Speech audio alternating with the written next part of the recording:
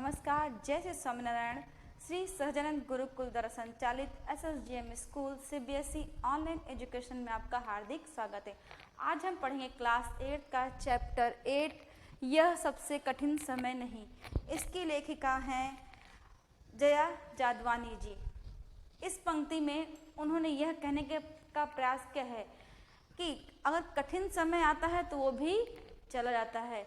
इस कविता के माध्यम से वह कहना चाहती हैं, जो पहले नानी जब प्रयोग कहानी सुनाती थी, आज भी वह सुनाई जाती है।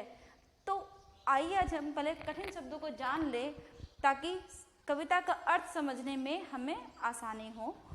पहले है कठिन का अर्थ होता है मुश्किल, झड़ती का अर्थ है गिरती, पत्ती का अर्थ है पेड़ का एक छोटा पत्ता, थमता यानी इसका इस कविता में अर्थ है सहारा देना, गंतव्य का अर्थ है पहुंचने का स्थान, यानी यात्री या कहीं भी कोई भी मुसाफिर होता है, एक स्थान से दूसरे स्थान पहुंचता है तो उसको गंतव्य कहेंगे।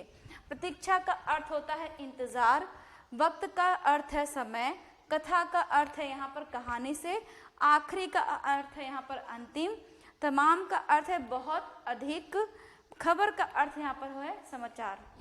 आइए अब हम कविता पर चलते हैं। नहीं, यह सबसे कठिन समय नहीं, अभी भी दबा है चिड़िया की चोंच में तिनका, और वह उड़ने की तैयारी में है, अभी भी झड़ती हुई पत्ती थामने को बैठा है हाथ एक, अभी भी भीड़ स्टेशन पर, अभी भी एक रेलगाड़ी जाती है गंतव्य तक, जहाँ कोई कर रहा होगा प्रतीक्षा।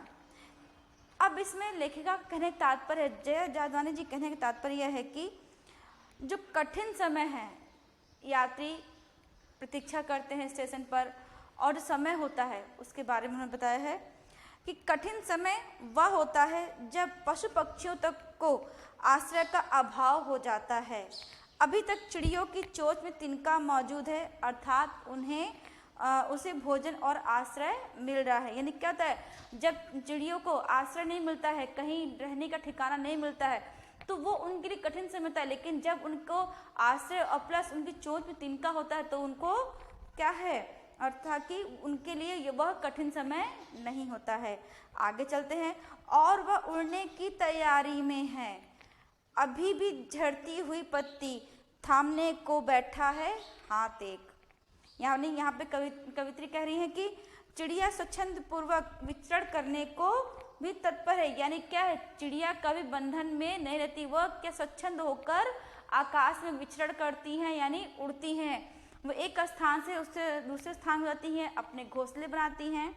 यहाँ पर वही लेखिका कह रही हैं कि चिड़िया स्वच्छंद रूप विचरण करने को भी तत्पर है, हाथ पेड़ पौधे से झड़ती पत्तियों को थामने को तैयार हैं।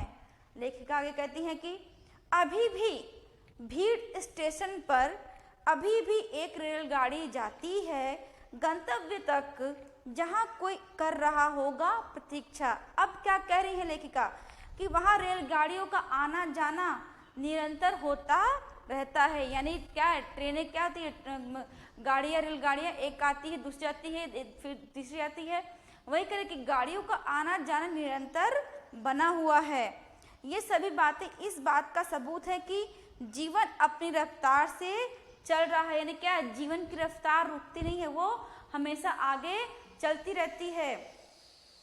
इसे सबसे कठिन समय तो नहीं कहा जा सकता, यानी यह कठिन समय नहीं कहा। यानी क्या, जीवन की रफ्तार जो अपने चाल से चल रही है वो कभी किसी के लिए रुकती नहीं है।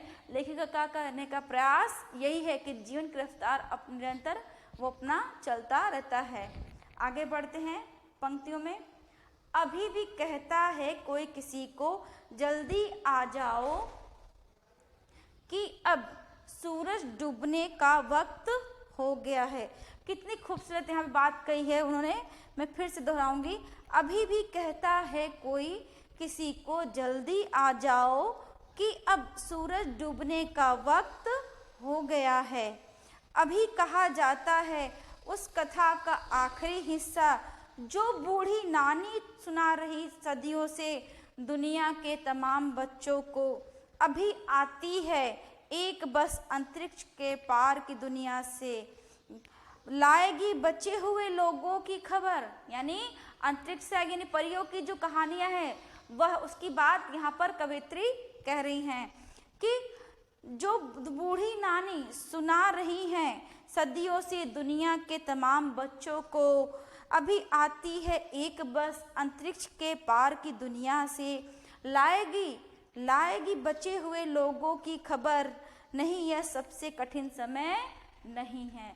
यानी यहाँ लेखिका कहने का प्रयास कर रही है कि वो एक आशावादी कवित्री हैं, वो चाहती है, वो आशा, वो कभी निराशा की बात करती नहीं, वो कहती नहीं अगर ऐसा है तो आगे भी अच्छा ही होगा, समय अपनी गति से चल रहा है, यानी कुछ अच्छा हो रहा है। समय पुराने, हम कहते हैं बीते वक्त को हम सिर्फ याद कर सकते हैं, वो बीता वक्त वापस नहीं आता है, लेकिन जो हमारा जीवन चक्र है वो हमेशा निरंतर चलता रहता है। जीवन काल में जो नई नई घटनाएं होती हैं या जो जीवन पर्यंत कहते हैं कि जीवन पर्यंत चलने वाली प्रक्रिया है, ये वही है, वही बात यहाँ पर लेखिका करी और वह आशावादी भी हैं।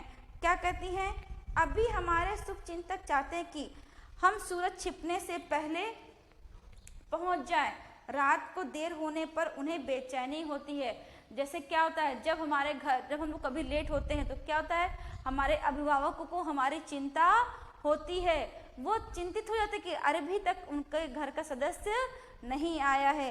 लेखिका यही कहने का प्रयास कर रही है कि हमें सही समय पर अपने वक्त पर घर पहुंच जाना चाहिए। आगे कहती हैं, जो बूढ़ी नानी सुना रही सदियों से दुनिया को तमाम बच्चों को, अभी आती है एक बस अंतरिक्ष के पार के दुनिया से। अब यहाँ लेखिका क्या कह रही है कि बूढ़ी नानी अभी भी बच्चों को अपनी सदियों पुरानी कहानियां सुनाकर खुश कर देती हैं।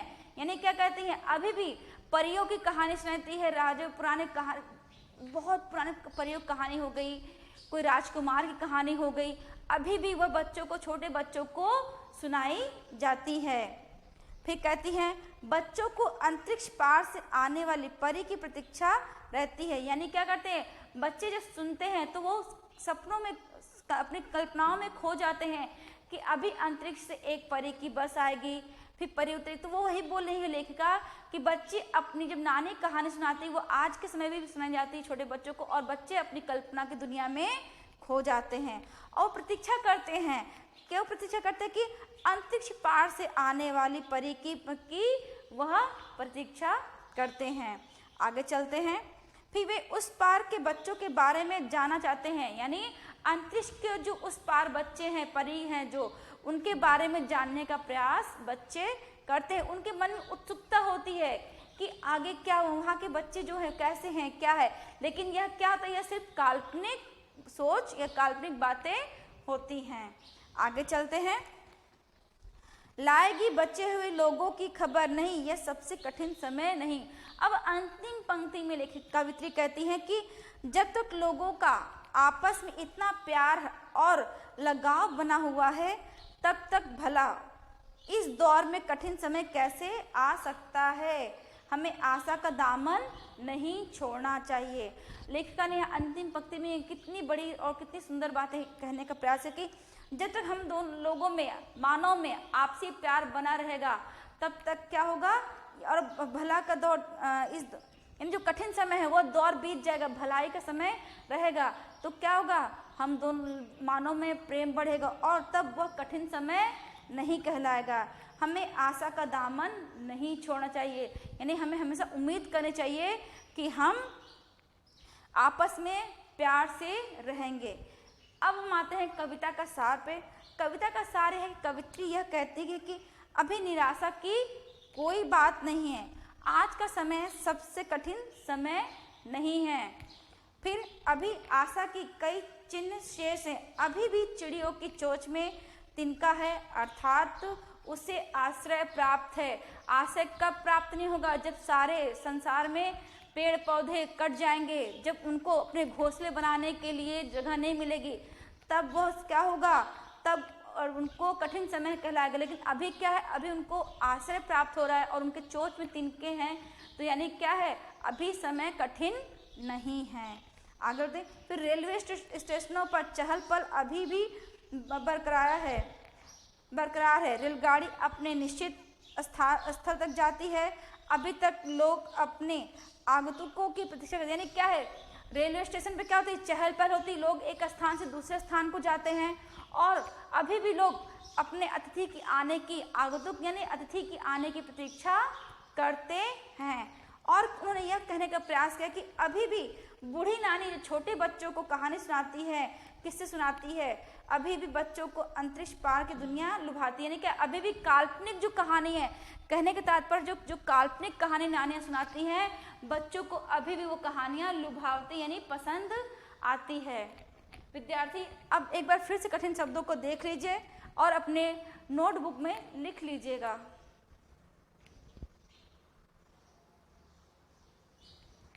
विद्यार्थियों please like, subscribe and share. अब हम नए टॉपिक के साथ नए वीडियो में मिलेंगे। जय श्री स्वामीनारायण।